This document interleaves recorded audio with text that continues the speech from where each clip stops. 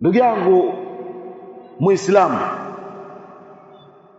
pahala popote utakapokuwa upo na mazingira yoyote ambayo yatakokuwa yamekuzunguka, elewa kwamba wewe unatakana uishi kama ambavyo Bwana Mtume sallallahu alaihi wasallam alivyokuwa amekuelekeza, namna ya kuishi na watu, namna ya kuamiliana na watu.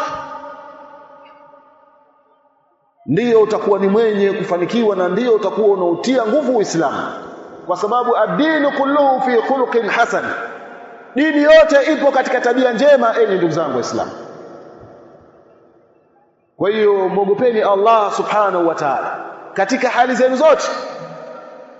Wahasinu akhlaqakum, na zifanyeni vizuri tabia zenu. Na mwanadamu mwenyewe anajijua katika tabia zake ambazo alizokuwa nazo. Bali al-insanu ala nafsihi basira, mwanadamu anajua kwamba mimi kuna tabia moja ninayo naona sio nzuri. Sasa ukishakuona kwamba hiyo tabia unayokuwa nayo sio nzuri, ibadilishe.